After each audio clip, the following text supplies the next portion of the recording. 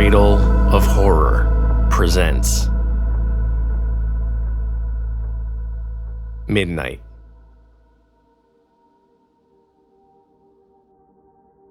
There are many theories about what it means to come across a black cat, but in my case, it was an orange cat.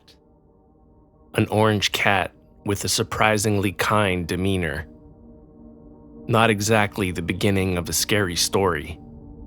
In fact, I'm not even saying that this is a scary story, just an unnerving one. Or perhaps it's a comforting one, which I suppose is up to you to decide. My first encounter with the cat happened on the 1-year anniversary of my wife's death, which is a bittersweet day, because my wife and I didn't exactly have a happy relationship.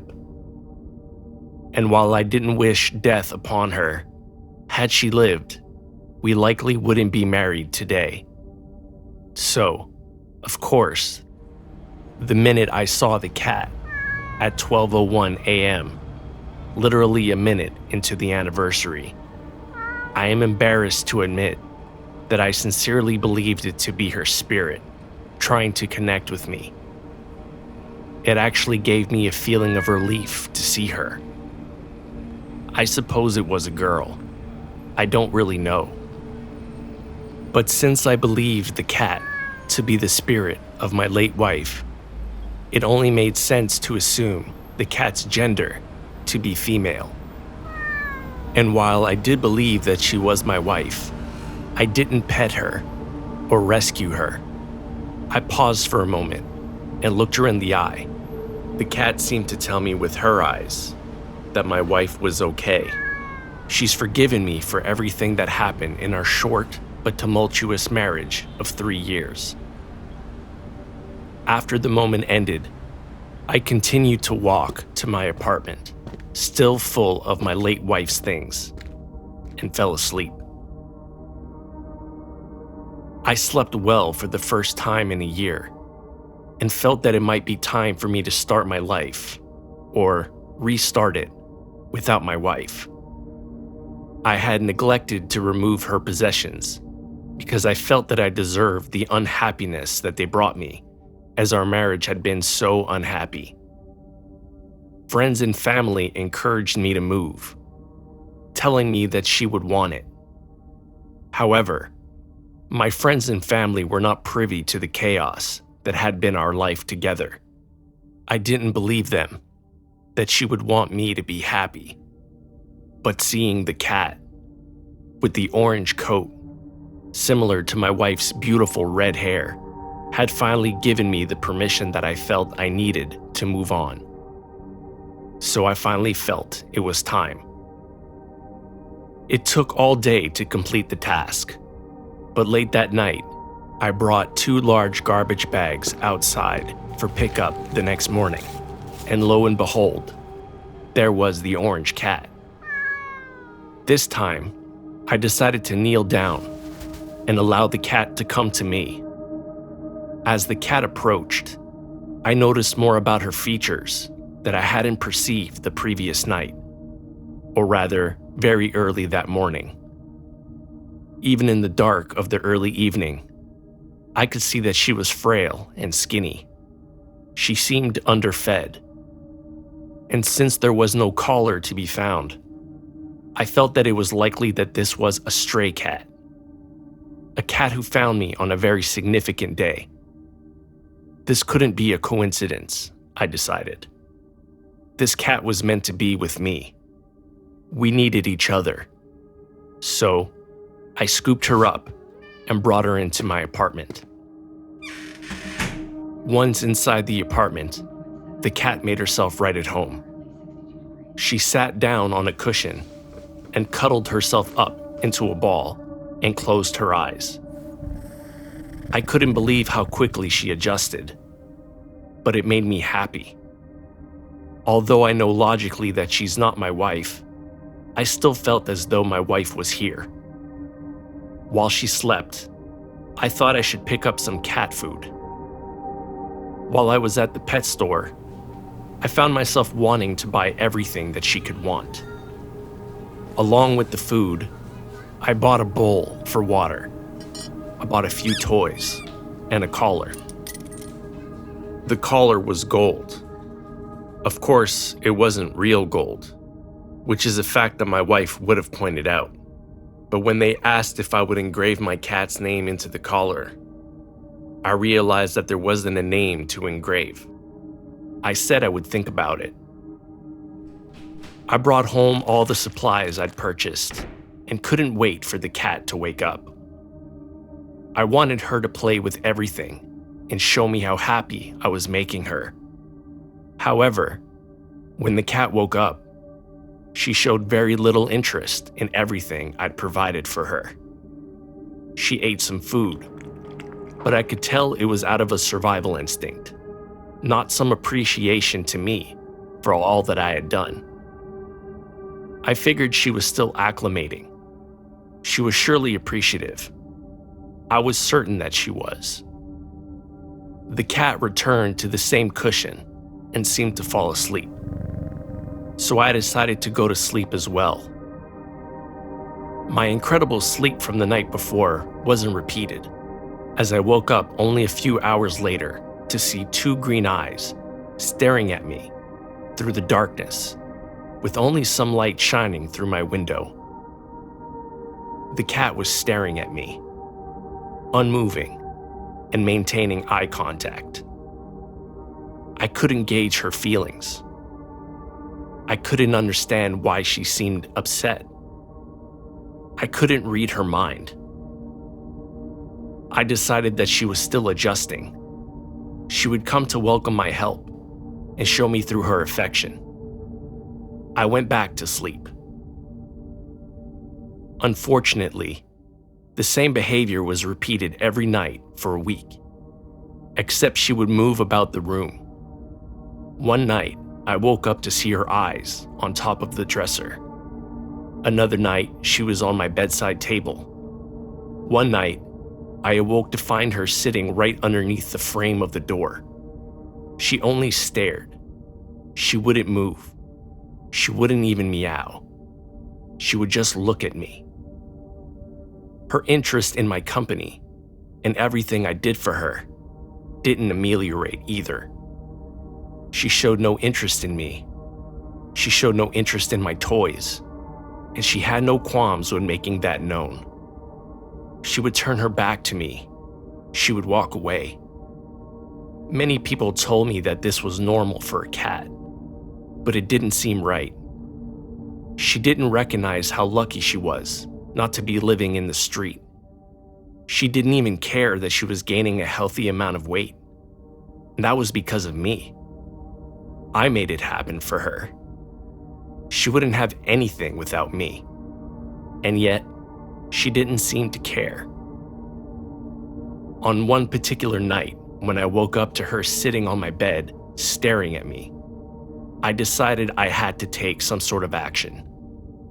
I needed to find a way to either make her see that she was lucky to be with me, or I had to let her go. I didn't care if this is normal behavior for a cat. I wanted to see a different behavior, one that would show that she understood how lucky she was to have me. Even that night, I tried to call her over. I put some cat food next to me to see if it would entice her to approach me.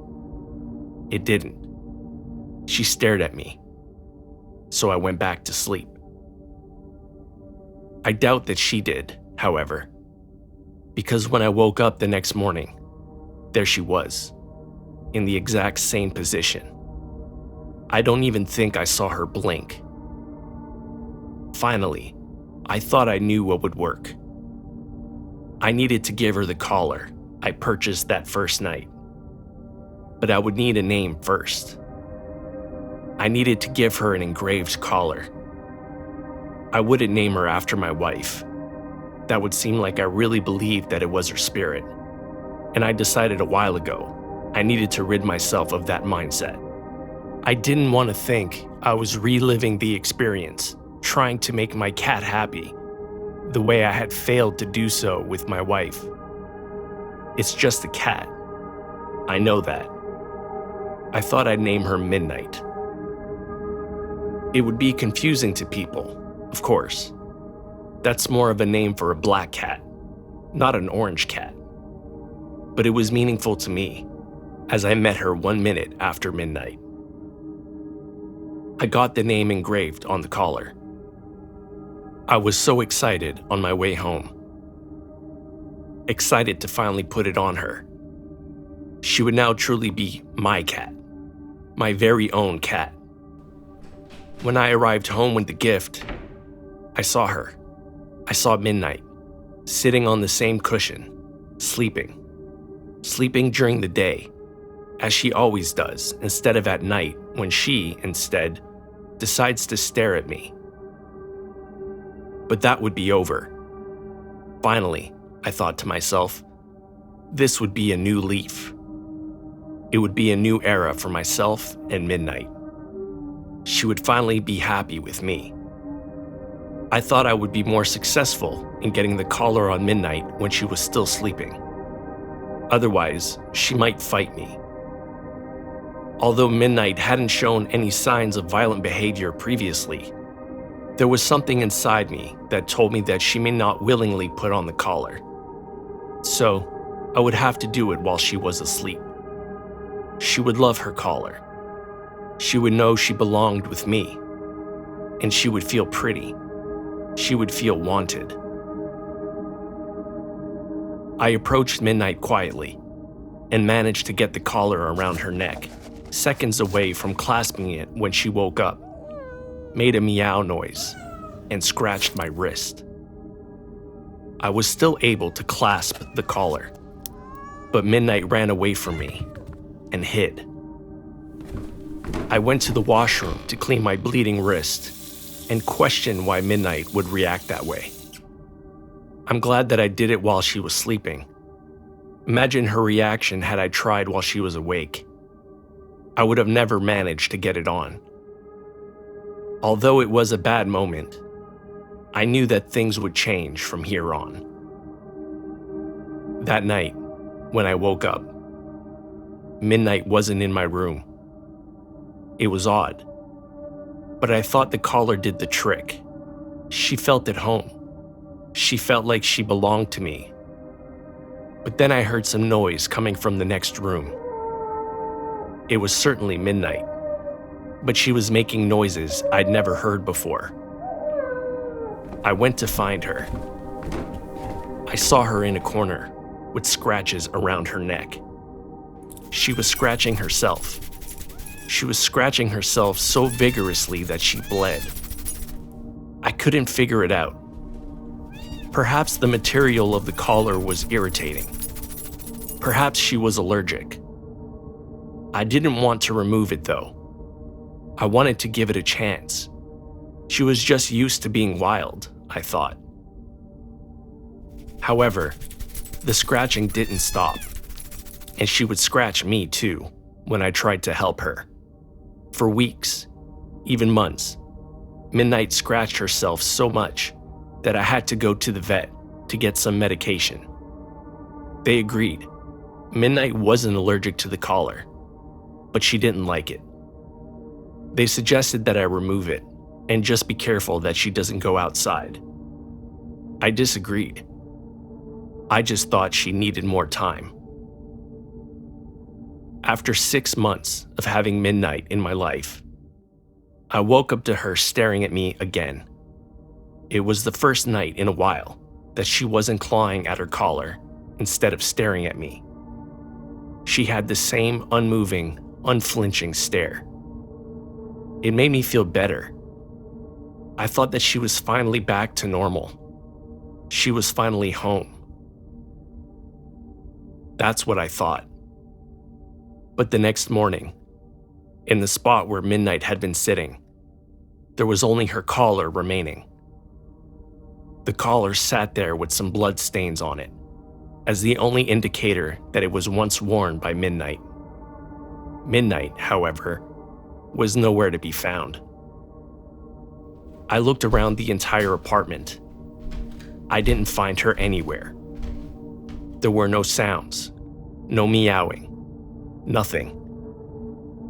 She couldn't have left, though. There were no windows or doors open. I couldn't figure it out.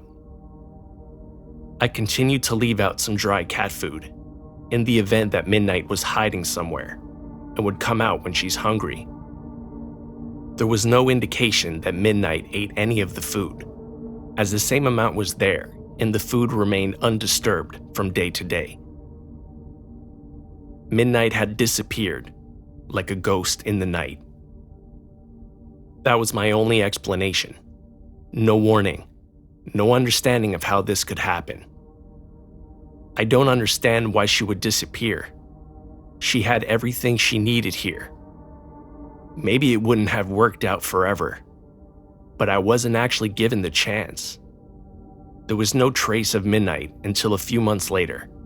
I looked out the window and saw her. I was certain that it was her. I stared out the window and tried to get her attention. I was on the 3rd floor of the building. I didn't think she would see me until she turned around and stared. She stared just like she stared at me in the middle of the night. I know she saw me. I was about to leave my apartment to go and get her. She clearly wanted to come back. Then I saw someone else pick her up. I tried to motion to them. I willed them to stop. That was my cat. She wasn't even wearing her collar, so they wouldn't even know that her name is Midnight. They wouldn't even know that I named her. The stranger didn't see me, but Midnight was looking at me. She wanted me to come and rescue her. I ran down the stairs of my building and out the front door. Midnight was gone. The stranger was gone. They disappeared into the night. They were gone. Every night, I would look out the window, hoping to see Midnight again. But I never saw her. I decided to keep the collar and the toys, just in case she ever returned. If she did, I would do things differently. This time, I know she would like the collar. I adjusted it to make it looser. It was too tight. That's what it was. The collar was too tight the first time. The second time, when she comes back, the collar would be looser. She'd want to wear it then. It would be looser, and she would like it then. Midnight would stay the next time.